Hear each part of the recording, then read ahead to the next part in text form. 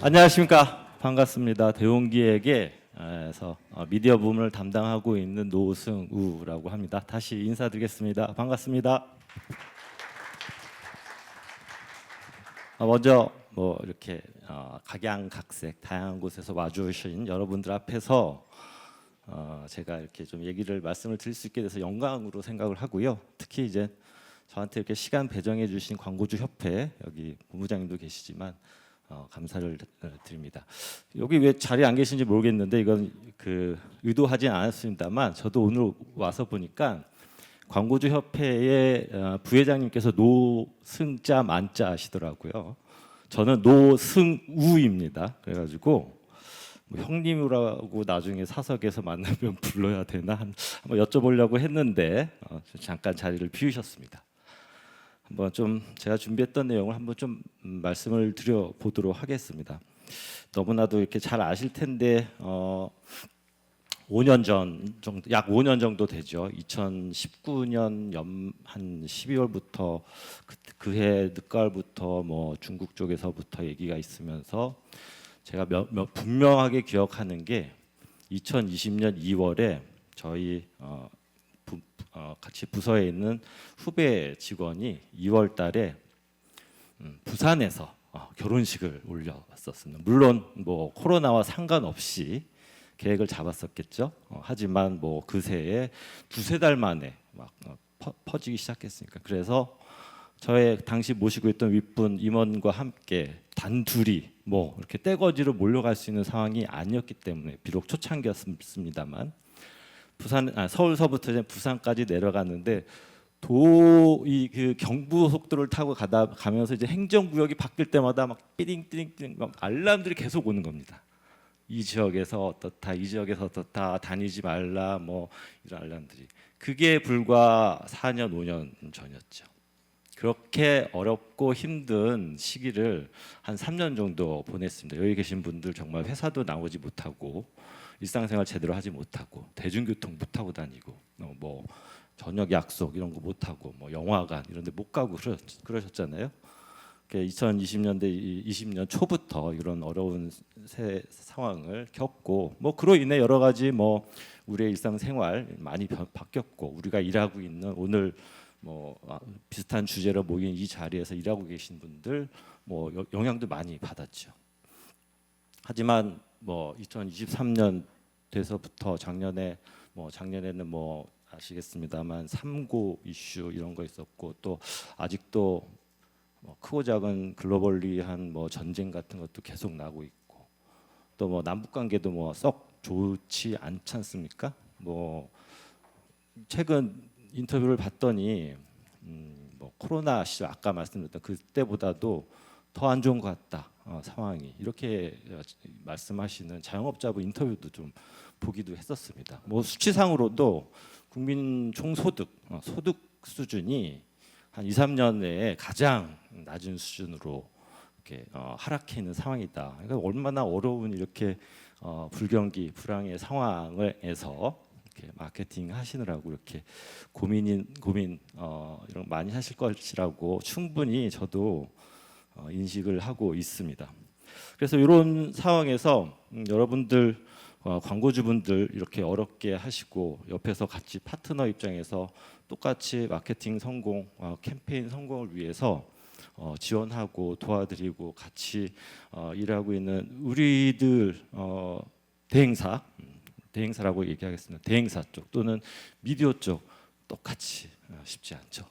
그래서 많이 들으셨겠습니다만 작년에도 큰 폭의 어떤 전체적인 국내 광고 성장이 큰 폭의 하락세를 보였는데 올해도 쉽지 않은 상황을 보이고 있고 주변에서 광고 대행사나 매체사와 관련된 이런저런 조금 좋지 않은 소식들 많이 접해 보셨으리라고 생각합니다. 참 어려운 상황을 지금 몇 년째 우리가 같이 경험하면서 지금 돌파를 하고 있는 상황입니다. 그래서 좀 본격적으로 말씀을 드리기 전에 전반적인 시장 책자에는 나와 있지 않은데요. 좀 상황을 좀 비공식적으로 좀 추정을 해보려고 했는데 저희의 파트너, 제가 알고 있는 여기에도 많이 참석하셨던 저희의 업무적인 지인들, 파트너분들한테 여쭤봤습니다. 올해 그리고 내년 어떨 것 같으세요? 뭐 활짝 웃으시라는 차원에서 질문을 드렸던 건 아니고 어떤 식으로든 한번 예측을 해보고 전망을 해보는 차원에서 이렇게 여쭤봤는데 두 개의 공통점이 있습니다. 하나, 여러분들도 더욱 클라이언트 사이드에서 아실 겁니다. 내년도 실적 또는 뭐 경영 지표를 잡는데 전망이 쉬우십니까? 예전부터 비슷한 일을 해오셨던 분들은 아실 텐데요. 다음해나 향후에 어떤 전망을 내린다는 것 자체가 너무 어려졌습니다. 그만큼 어떻게 될지 모르는 변수 이런 것들이 막 생기는 것이죠. 제가 또 올해 공교롭게도 엊그저께 출간된 제일기획에서 국내에 굴지 대표적인 대행사시니까 그래서 매해 광고업계 동향을 집계하는 광고 연감을 매 출간을 하십니다. 업계 동향을 수분해서 봤더니 그동안은 어쨌거나 올해 내년도 정도까지 전망을 좀 아니면 차후년도까지의 상황 전망을 조금 예측을 해주시는데 올해 나온 출간된 거 보니까 전망이 없더라고요. 전망 수치가.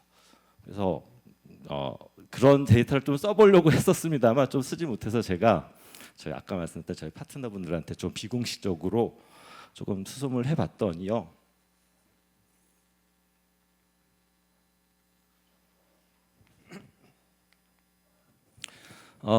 주요 매체입니다. 사실 연감 광고 연감 말씀드린 기준으로 조금 비공식적으로 저희가 집계를 해본 바 주요 매체 합계로 파란색이 작년도 마이너스 1.6% 하락했습니다.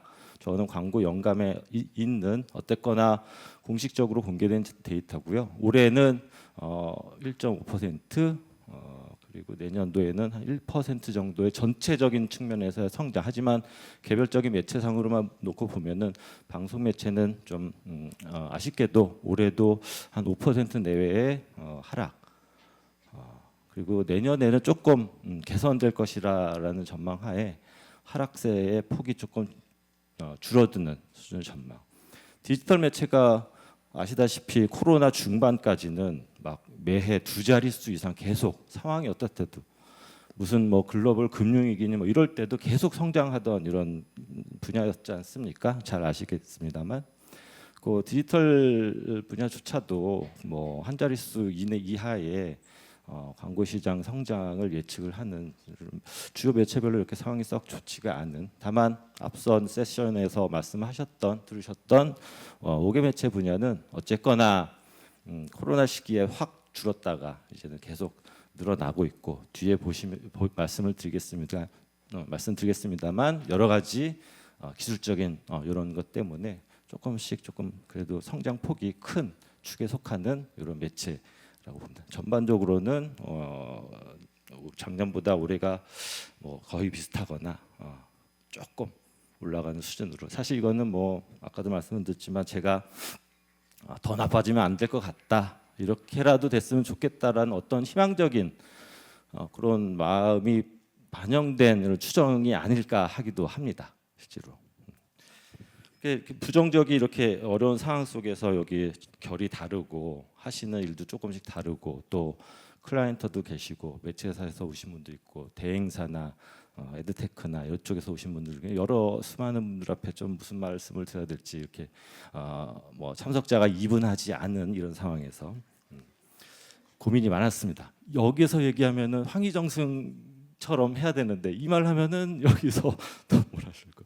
대행사 얘기하면 클라이언트가 뭐라고 하실 것 같고 클라이언트 분을 향한 그런 걸 하면은 또 다른 쪽에서 아이고 이렇게 참 고민 많았습니다.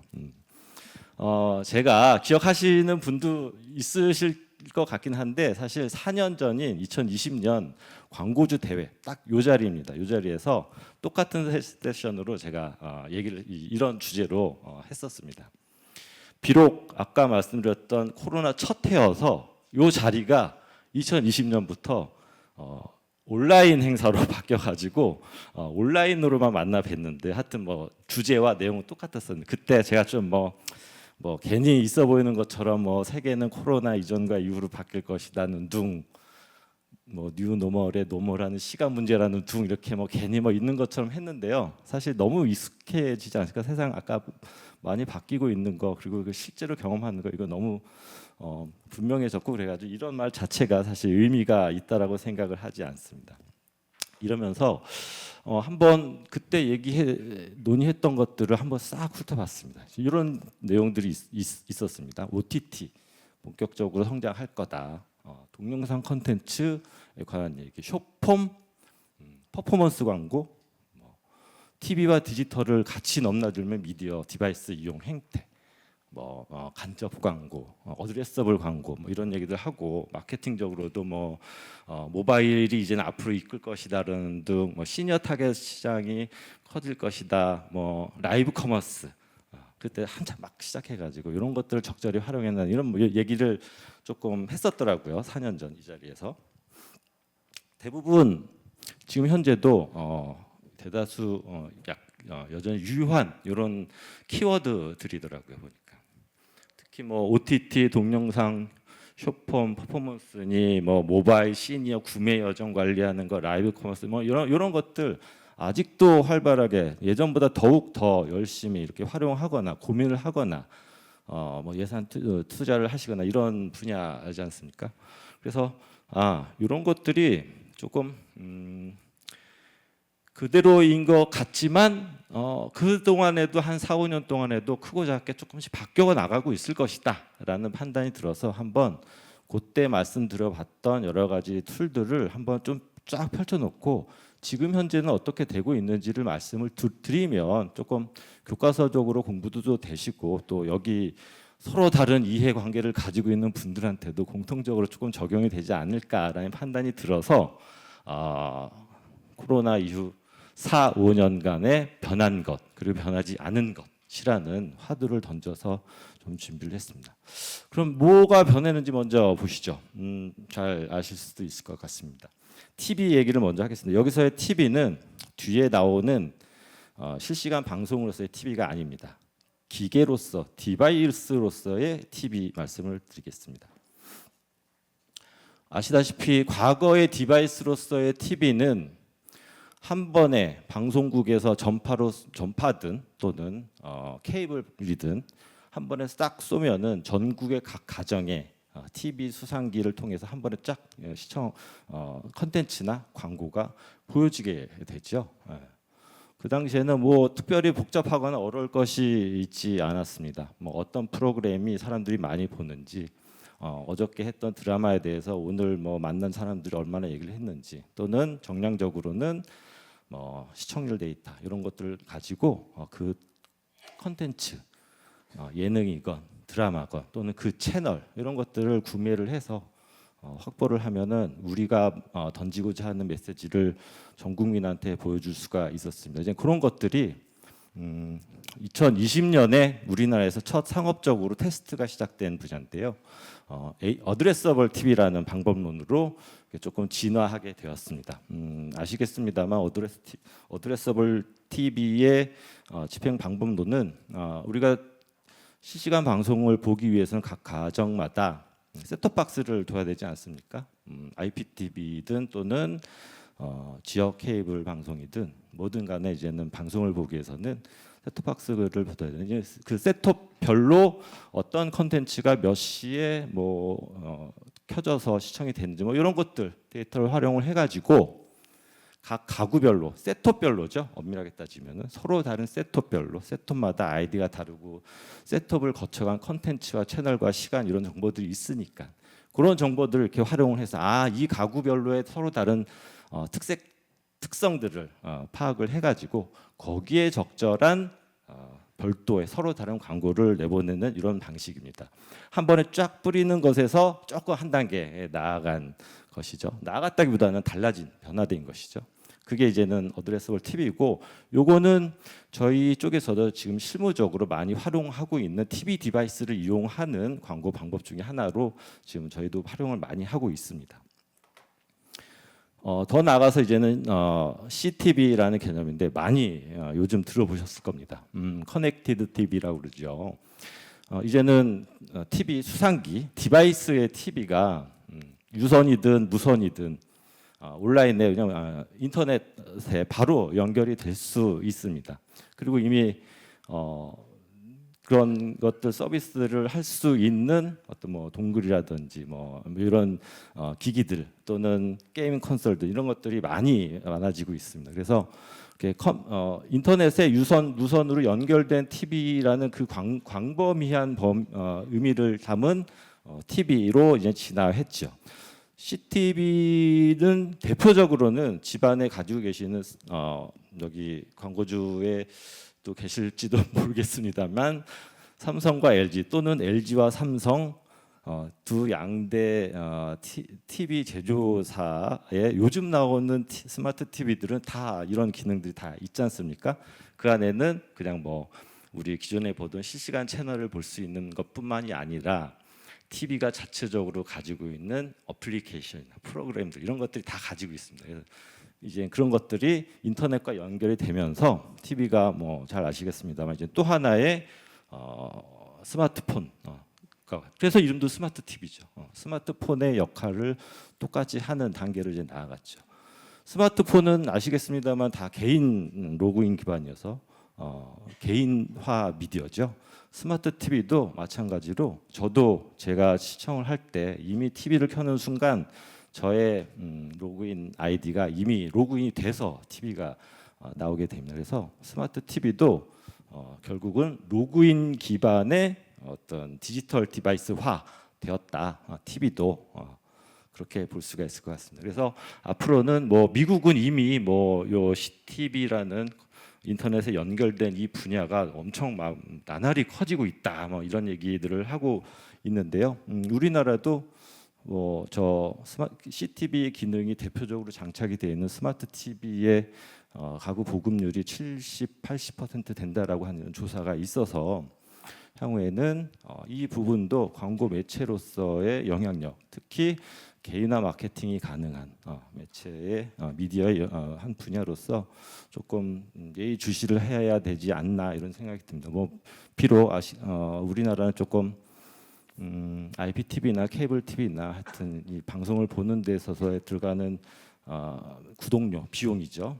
요금이 그렇게 아주 부담되지도 않고 또 TV를 켜게 되면은 바로 우리가 잘 아시는 KMS라든지 KMS라든지 TVN이라든지 다른 채널에서 매일같이 아주 좋은 퀄리티의 프로그램들을 내주시니까 그것들을 보면서 뭐 굳이 뭐 다른 TV의 프로그램이나 어플리케이션 이런 것들을 이용을 해야 되겠다 또는 그런 게 있다라는 거를 아직까지는 조금 많이 모르실 수도 있을 것 같은데요. 어쨌거나 그런 것들이 활성화가 되고 또 이런 산업 분야들이 이제 커가게 되면은 지금 시청자의 TV라는 디바이스 이용 패턴도 우리나라에서는 조금 변해 나가지 않을까 이렇게 판단을 합니다.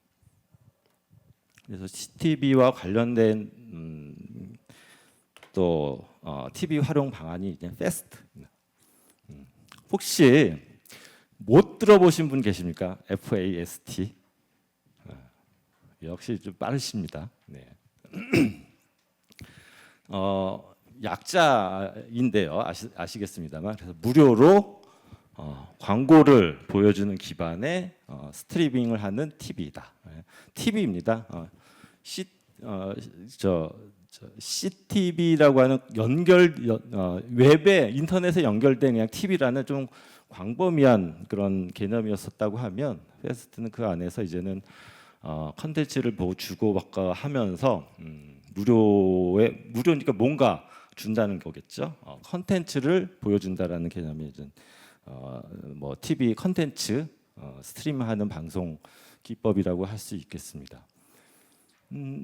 이게 아까도 말씀드렸지만 우리나라는 아직까지 좋은 퀄리티의 컨텐츠들을 지금 현재 방송 채널들 또는 TV 제작자분들께서 이렇게 많이 만들어주고 계셔가지고 조금 그렇습니다만 아직까지는 조금 크게 영향을 받지 않고 이 페스트라는 게 작년까지 2023년까지 조금 업계에서는 약간 퀘스천 마크 정도의 상황이었습니다만 아까도 말씀드렸던 CTV의 보급률이 계속 늘어나고 있고 여러 가지 기존 케이블이나 이런 유료 방송들을 조금 끊기도 하고 이런 경우들이 이렇게 많아지면서 늘어나고 있는데, 똑같이 같은 궤에서 페스트의 어떤 활용도도 계속 늘어날 것이다라고 이렇게 생각을 하는데요.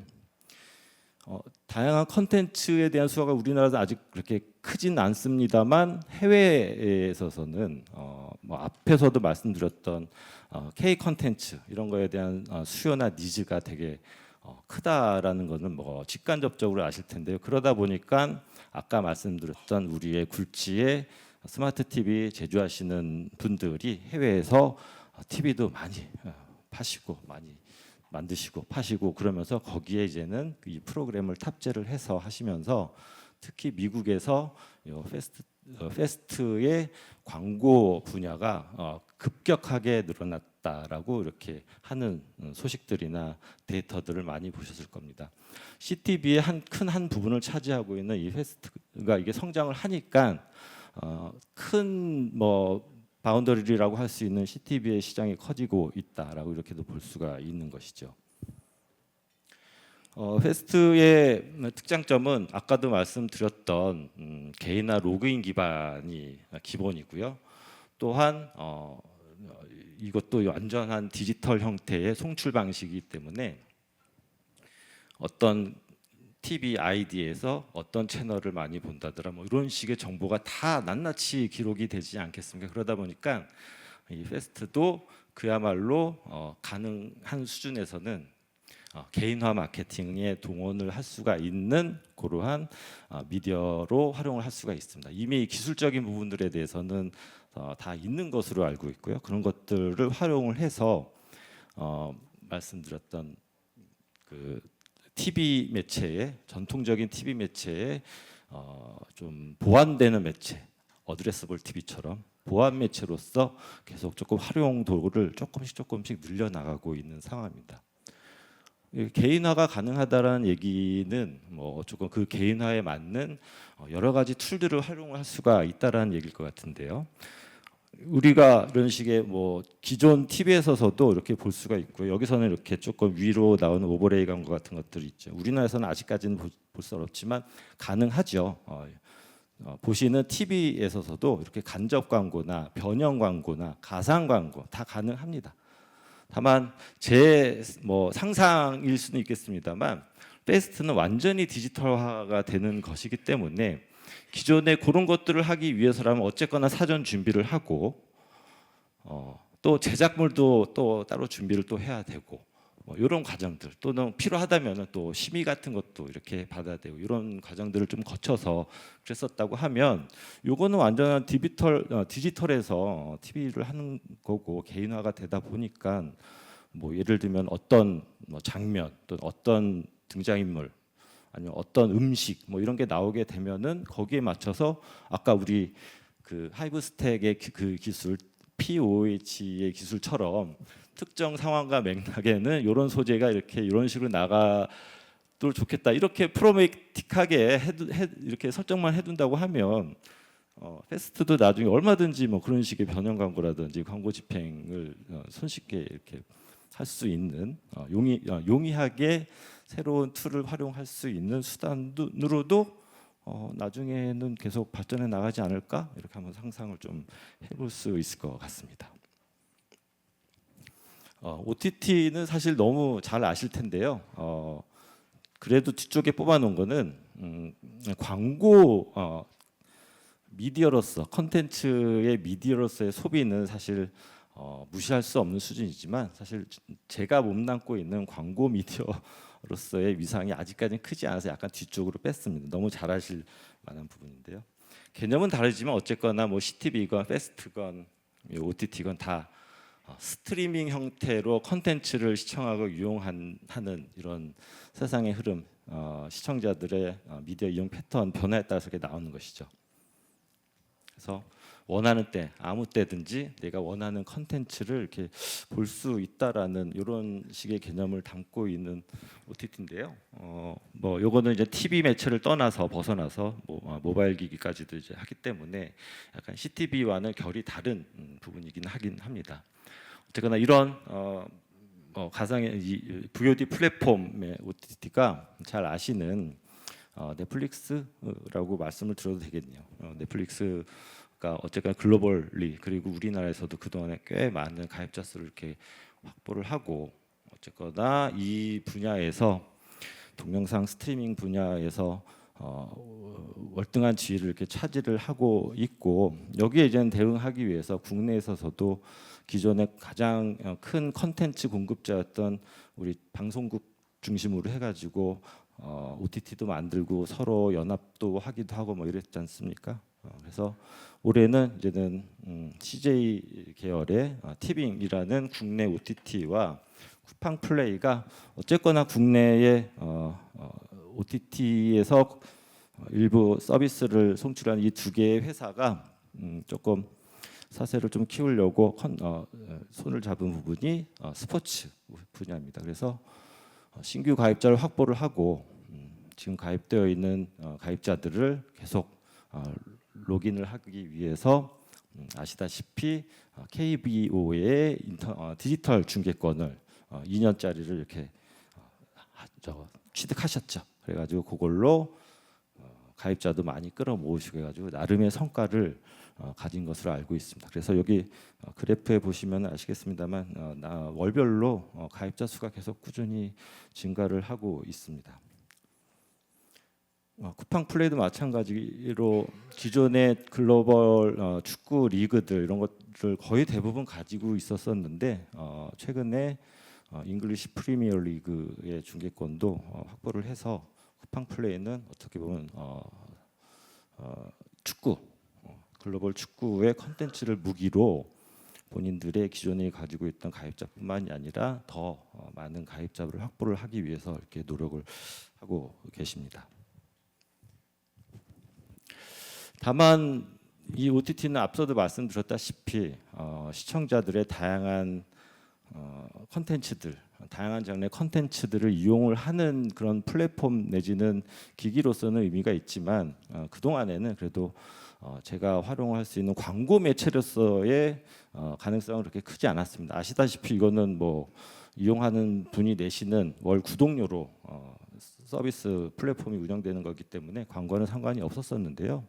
아시다시피 작년 말부터 해서 이제는 넷플릭스도 광고 시청형 상품 가격을 낮추면서 이런 것도 내놓았고 티빙도 광고를 영가의 구독료를 내면서 광고를 조금 시청을 하시면 서비스를 이용할 수 있는 이런 상품들 계속 발전시켜 나가고 새로운 상품들을 만들어 나가고 있습니다. 그래서 이제는 그 시장이 뒤에 좀 말씀드릴 텐데 아직 그 광고 시청형 상품의 비중이 그렇게 크지가 않아서 메이저 광고 매체로서의 활용도는 아직은 크지는 않다고 저희가 판단을 해서 아직까지 좀 후순위를 좀 빼놓긴 했는데요.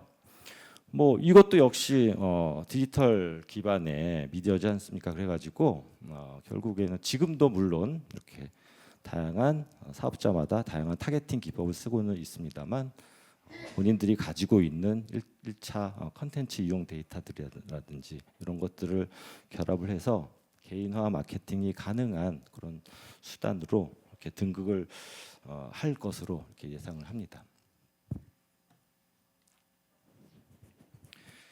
다음 이제는 5개 부분인데요. 5개라고 말하기가 참 촌스러워진 이런 세상입니다. DOH라고 얘기를 하든지 해야 될 것 같습니다. 왜냐하면 앞서서 보셨다시피 이것도 이제는 코로나를 거치면서 막 성장을 하면서 디지털화 되다 보니까 이게 과연 5개 매체라고 해야 되나 다른 용어가 없을까 막 이런 고민이 들 정도로 나날이 성장하고 있는 부분이죠. 이게 이제 국내의 5개 광고 시장의 어떤 시장 규모를 좀 예측해 본 자료인데요. 올해 4.4조 원의 5개 매체 광고 시장이 형성이 될 것이다라고 이렇게 예상을 하는데 그 중에서 34%가 디지털 기기로 다 바뀔 것이다 이렇게 예상을 하고 있기도 하고요. 또 광화문, 명동, 이미 삼성역 인근에 1차 5개 광고물 표시 자유구역이 몇 년 전에 있어서 거기서부터 이제는 크게 성장을 했는데 아마 올 연말이나 내년부터 광화문이나 명동 주변으로 한 명동 광화문 이게 2차 표시 자유 구역이 실질적으로 비즈니스적으로 이렇게 도입이 된다고 하면 그런 것도 영향을 받아가지고 계속 꾸준히 조금 시장은 커지지 않을까 이렇게 좀 예상해 볼 수 있는 부분입니다. 아까 뭐 보셨던 우리 하이브스택의 내용, 이것들은 계속 우리가 제 입장에서는 매체를 준비를 하고 플래닝하는 입장에서는 되게 예의주시하고 있는 이런 부분이다. 여기 뭐 하이브스택도 계시지만 눈에 익숙하시잖아요. 택시의 위에 있는 택시탑 미디어라고 합니다.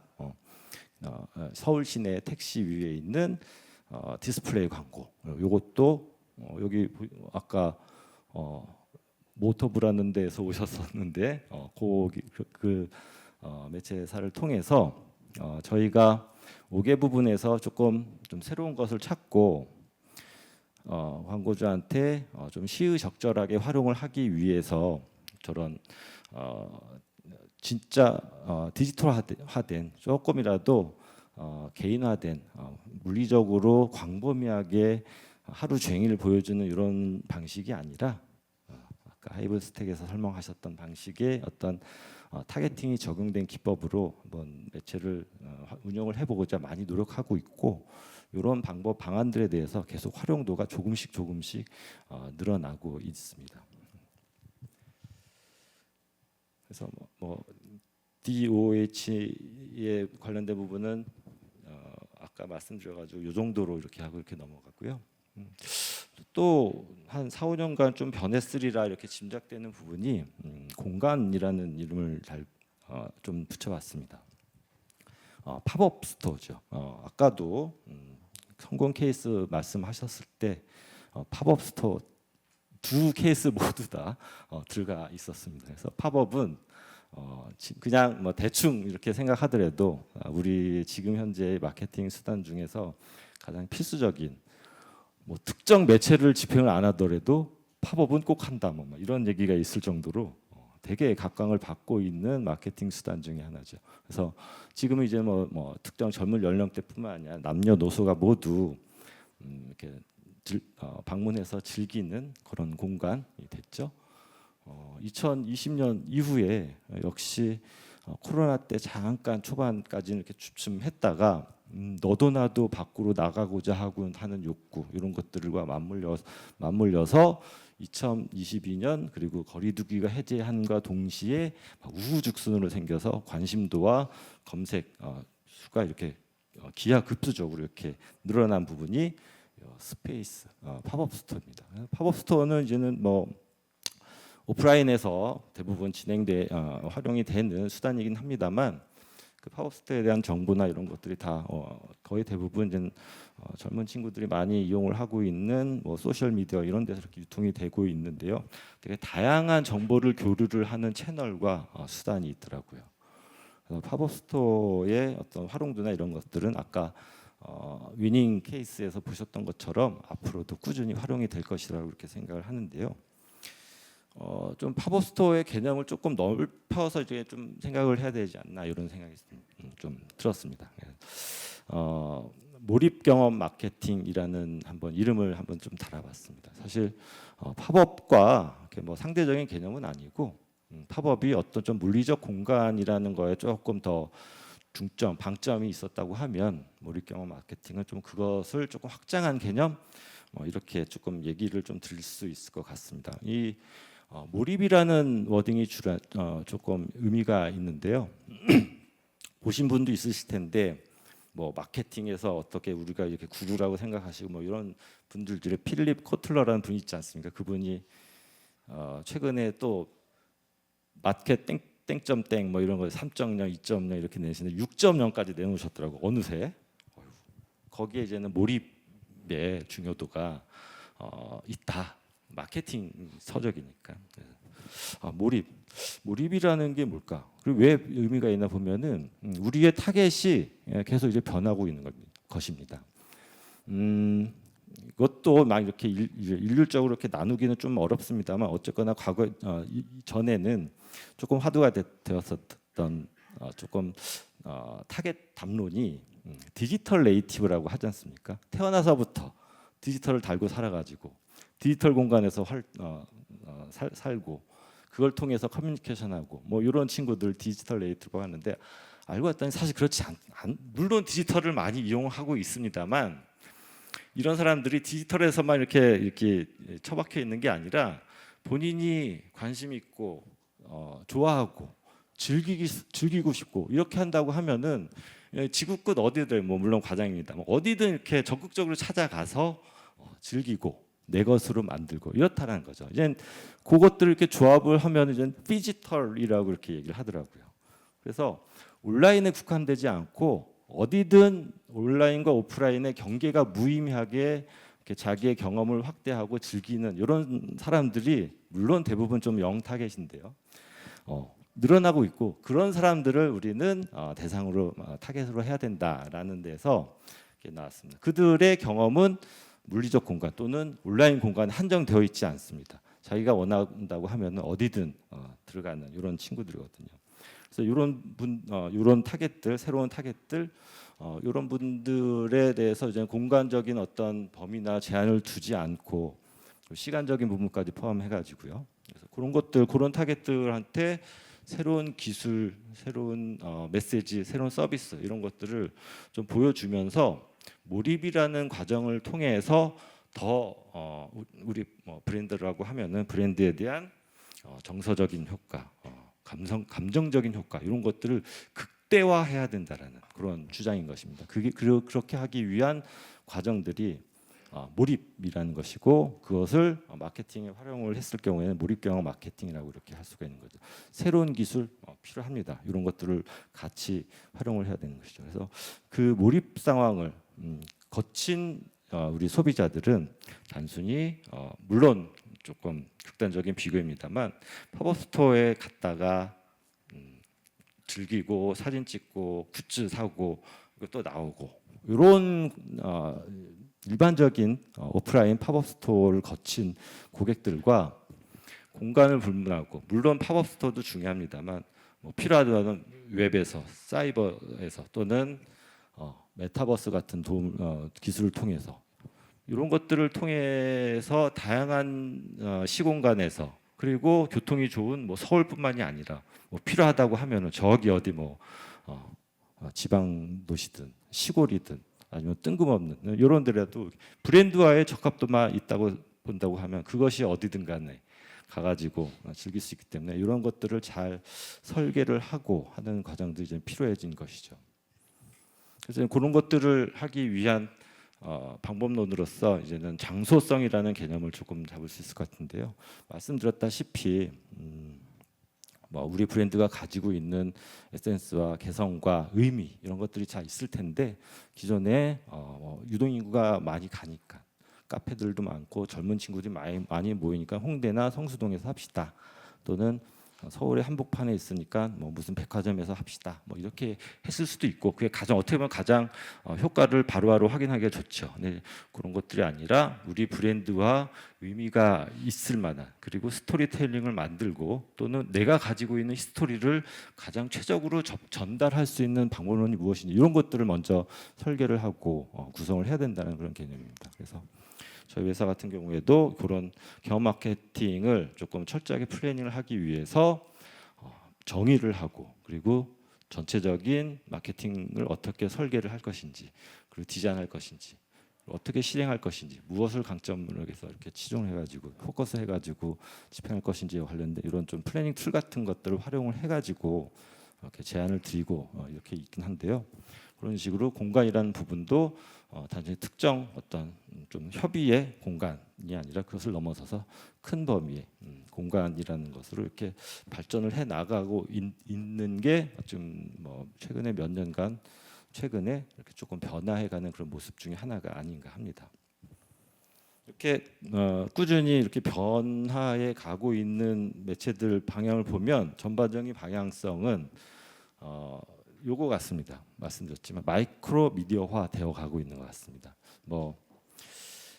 잘 아시겠습니다만 개별 이용자, 개별적인 타겟, 페르소나, 개별화 그것을 또 이제는 방법론적으로 타겟팅 기법 뭐 이렇게 표현할 수가 있을 텐데요. 이런 식으로 미디어들이 이제는 뭐 매스와의 반대라고 하기는 좀 그렇습니다만 하나 하나가 다 개인 또는 개별적인 페르소나에 집중해 가고 있는 방향성의 모습을 보실 수 있습니다. TV 대표적인 뭐 그렇지 않은 매체라고 짐작하셨던 그런 매체들이 이미 그쪽으로도 많이 가고 있는 것처럼, 그리고 5개 매체 한 번, 예를 들면 한 번 걸어두면 한 달, 두 달, 세 달 똑같은 우리의 동일한 메시지 이런 것들이 보여주는 매체에서조차도 개인화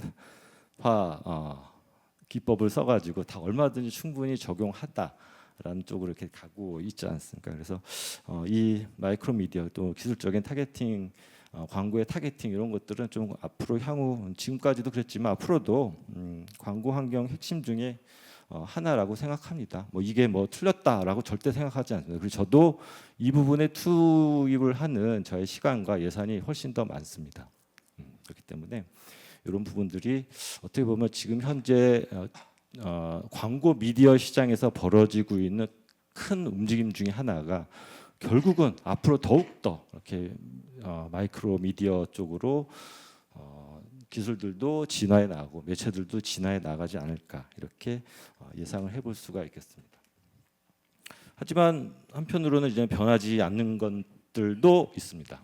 물론 변하지 않는다라고 적었지만 이 매체들도 변하고 있습니다. 세상에 뭐 안 변하는 게 뭐 있습니까? 뭐 다 변하죠. 조금씩 변하지만 예전이나 지금이나 똑같이 중요한 의미와 영향력을 가지고 있다라는 측면에서 조금 변하지 않은 것이라고 조금 극단적으로 한번 설명해 본 것입니다. 첫 번째는 이제 동영상 컨텐츠에 대한, 그리고 동영상 컨텐츠를 우리가 이용할 수 있게끔 하는 기기들 또는 매체들에 대한 것입니다. 동영상에 우리나라 국민들 뭐 다른 데도 마찬가지겠습니다만 시청 경험과 양 계속 늘어나고 있습니다. 특히 뭐 예전에 이렇게 이렇게 많이 이용하시지 않았다고 하는 60대, 70대 분들의 이용량과 경험이 계속 늘어나서 뭐 거의 뭐 이제는 그 아래 연령대 타겟과 유사한 수준의 시청량과 경험을, 동영상 컨텐츠의 이용 경험을 가지고 있습니다.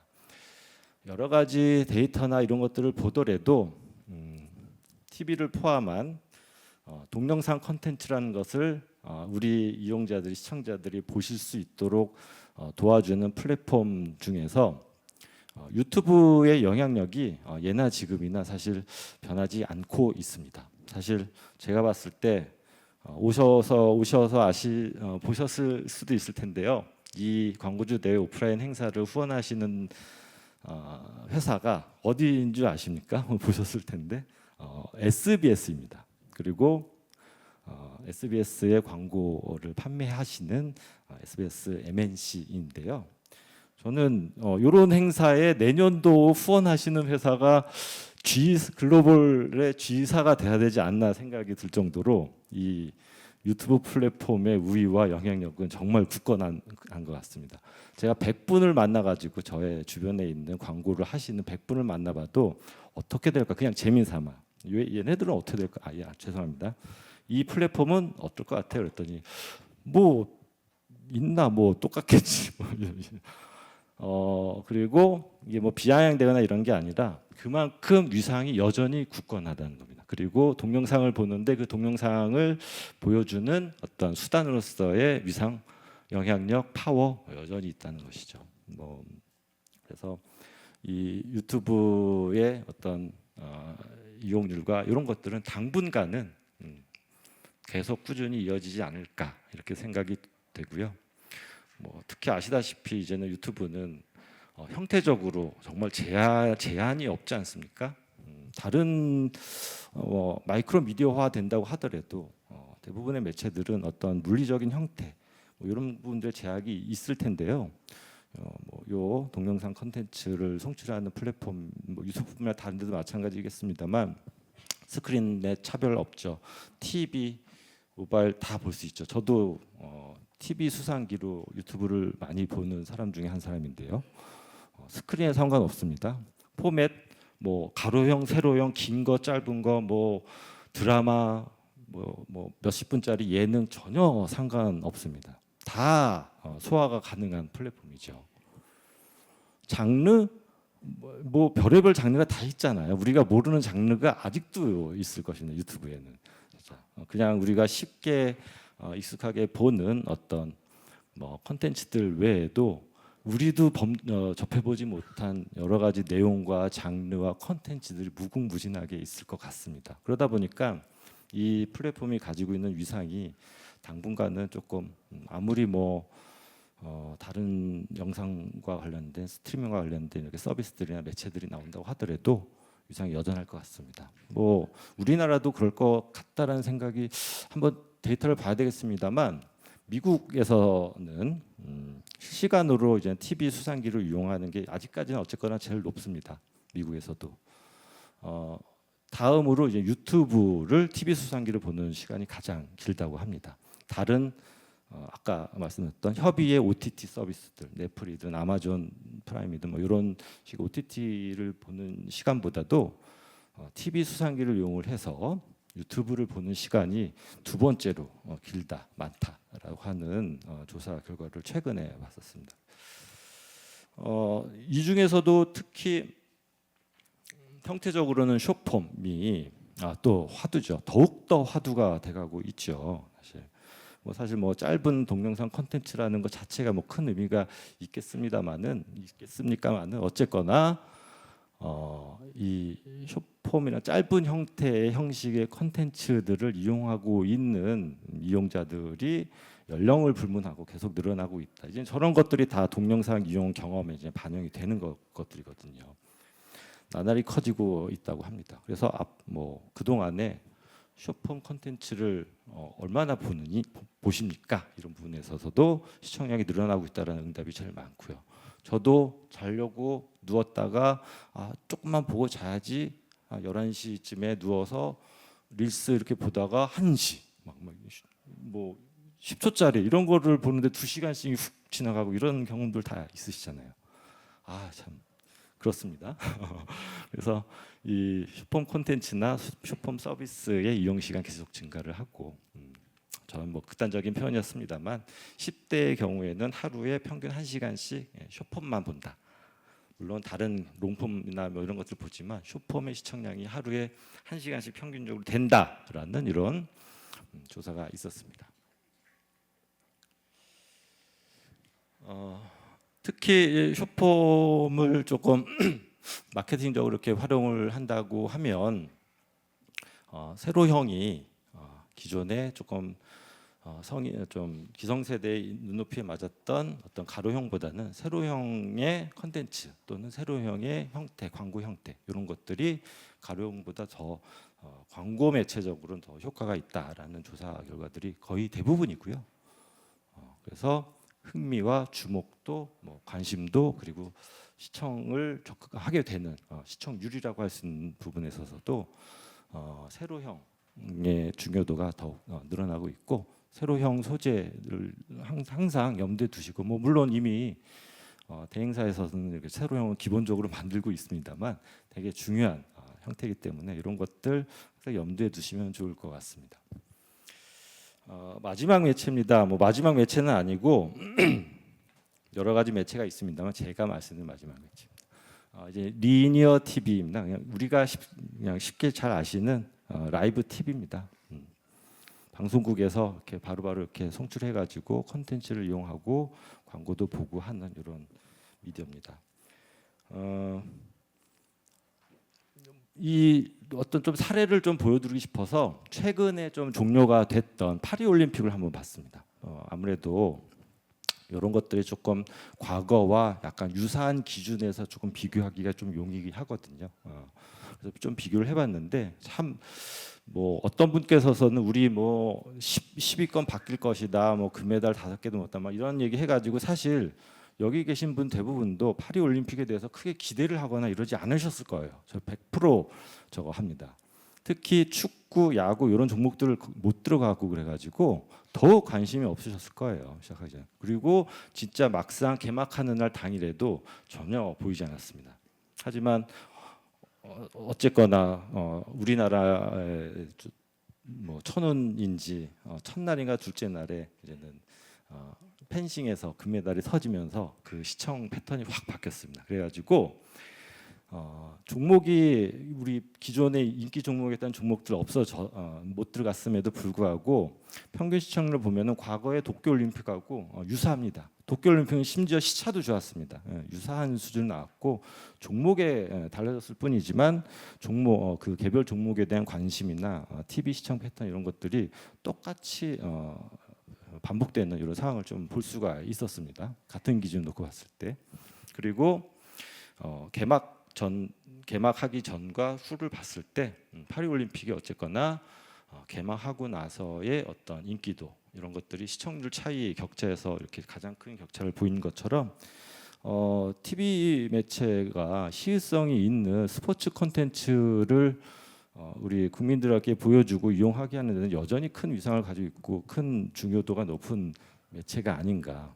그리고 이러한 이슈가 있을 때는 초반에는 조금 좀 기대 이하일 수는 있겠습니다만 시간이 흐르면서 여러 가지 좋은 결과들이 나오고 그러면서 매체에 대한 관심도와 매체 이용률이 계속 결국은 늘어나는구나라는 것들을 이런 패턴들을 재증명하는 이런 기회가 아니었나 이런 판단이 들어서 TV라는 매체가 가지고 있는 영향력이 아직까지는 여전하구나 이렇게 좀 느낄 수 있는 하나의 단적인 사건이었고요.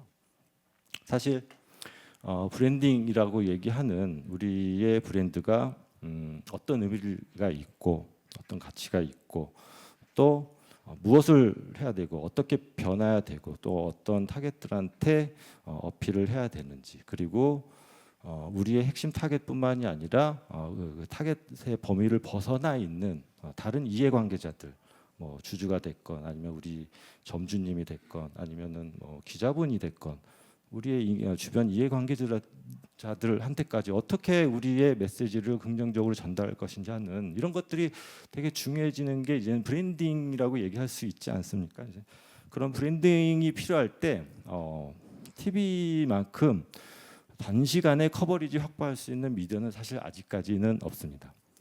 제가 봤을 땐 그렇습니다. 그래서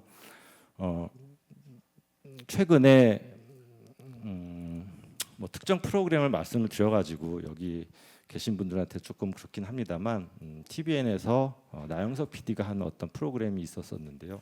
그런 프로그램들 또는 지상파 채널에서 좀 장르물 같은 드라마 이렇게 했을 경우 시청률들 보면은 좋은 프로그램들은 개인 시청률 기준으로 10% 이상씩 계속 나오고 있습니다. 지금도 10% 이상씩 나온다는 얘기는 그 컨텐츠에 중간 광고 한 번 집행하면 물론 한 번은 아닙니다만 거기에 이제 집행할 수 있는 기회를 가질 수만 있다면 단 15초 만에 전국에 300만에서 500만의 우리 타겟한테 우리의 메시지를 보내줄 수 있다는 겁니다.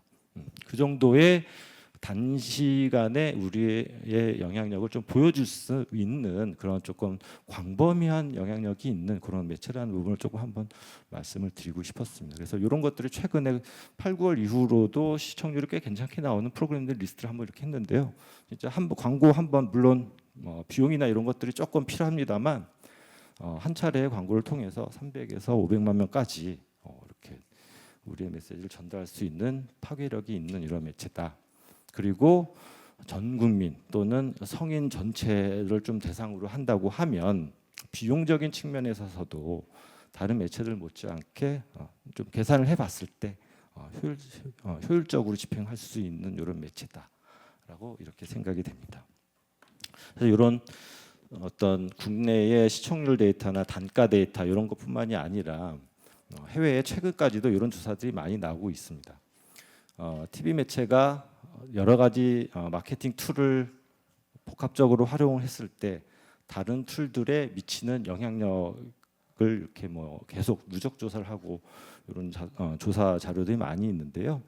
그래도 아직까지는 TV 매체가 다른 매체들한테 이렇게 백업해주는 뒷받침해주는 역할, 승수 효과라고 이렇게 얘기를 합니다. 더 올리는 효과 그런 것들이 다른 매체 대비해서 TV 매체가 여전히 좀 가장 크다라고 하는 여러 가지 누적 조사, 트래킹 조사, 추적 조사 이런 것들이 조금 아직까지 있습니다. 그리고 TV 미디어를 활용하지 않았을 때의 미디어 믹스와 활용했을 때의 미디어 믹스의 어떤 브랜드에 대한 인지도 또는 브랜드에 대한 뭐 구매 유발 효과 이런 것들도 조금 이렇게 차이가 난다라는 이런 조사들도 좀 많이 있죠.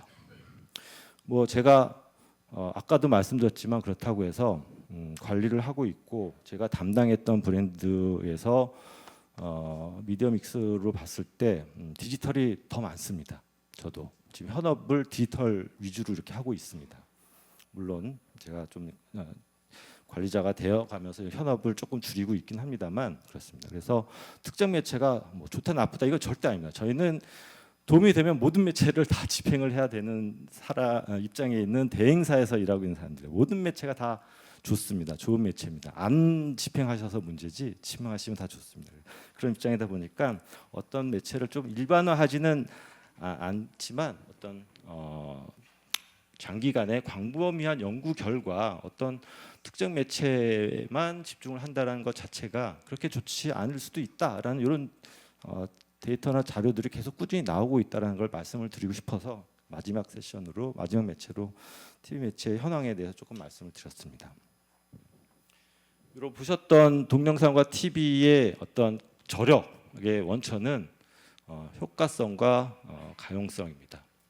말씀드렸지만 유튜브 안 보시는 분 없죠. 그리고 TV도 좋은 컨텐츠 선택하면은 되게 단기간에 우리 타겟과 만날 수 있죠. 그래서 그러한 어떤 단기간에 얻을 수 있는 광범위한 효과성이 있다는 부분 그리고 앞에서 보셨던 마이크로 미디어가 정말 좋은 매체들이긴 한데 인벤토리, 그러니까 광고 물량을 소진을 하거나 우리의 타겟, 최적의 타겟을 찾아내거나 하는 게 좀 어렵기도 하고 또 통합적인 효과 측정하는 방법론에 있어서 사실 아직까지 정답이 없다는 한계 이런 것들도 좀 있습니다. 그런 부분에서 보면 어떻게 보면은 영상 콘텐츠, 영상 플랫폼 또는 실시간 TV 이런 부분들은 되게 장점이 있는 것이죠. 원하면은 얼마든지 내가 광고가 필요하고 광고를 집행해야 되는 상황이라면 얼마든지 예산만 있으면은 바로바로 내일부터라도 광고를 집행할 수가 있는 그런 매체들입니다. 가용성이라는 측면에서 여전히 우월하기 때문에 이렇게 굳건함의 저력을 가지고 있지 않나 생각합니다.